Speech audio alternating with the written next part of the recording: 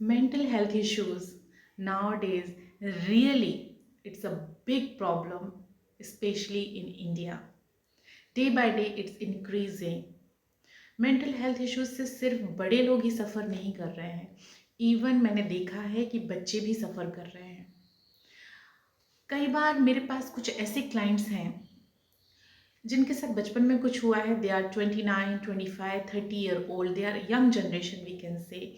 उनके साथ बचपन में ऐसी कुछ चीज़ें हुई हैं जिनकी वजह से कुछ उनके सबकॉन्शियस माइंड में इस तरह से पैटर्न्स बन गए हैं कि वो डिप्रेशन में हैं वो बच्चे, और वो ओसीडी से भी सफ़र कर रहे हैं। अभी आप बताइए कितना बड़ा इशू है हमारे लिए कि हमारी यंग जनरेशन जो है वो डिप्रेशन और ओसीडी के शिकार हो रही है। तो पेरेंट्स को कब पता चलता है ये? पेरेंट्स को तब पता चलता है जब बच्चे सच में उस लेवल तक आ जाते हैं।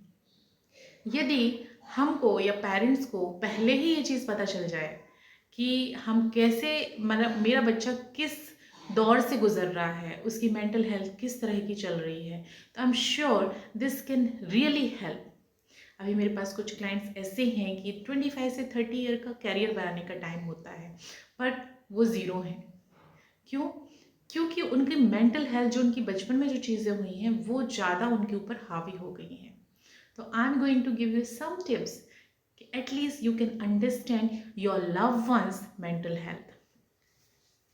सपोज किसी की हैंडराइटिंग जो है, आप उनसे प्लेन पेपर में लिखवाइए, और किसी की हैंडराइटिंग यदि डाउनवर्ड जा रही है, ठीक है, जैसे कि हम लिखते हैं तो हमारी स्ट्रेट हैंडराइटिंग आती है, ठीक है, तो यदि किसी की हैंडराइटिंग डाउनवर्ड जा रही है, इट मीन्स यदि थोड़ी सी डाउनवर्ड जा रही है तो इसका मतलब है कि उनका कॉन्फिडेंस लो हो रहा है, और यदि ज़्यादा डाउनवर्ड जा रही है इसका मतलब वो पर्सन डिप्रेशन में है।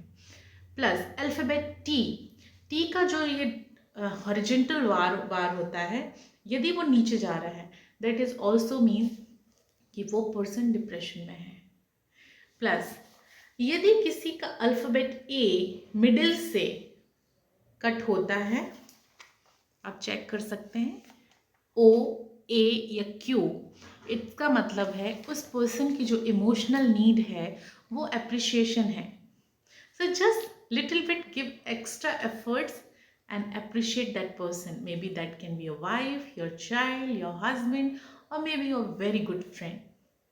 So when you will fulfill their emotional need, believe me, you can just boost their energy 10x. So now you have to check your loved one's handwriting and join my upcoming workshop to check how it can help and how you can improve this by their handwriting and signature only. I wish you best to take care of yourself and take care of loved ones' mental and physical health. Thank you.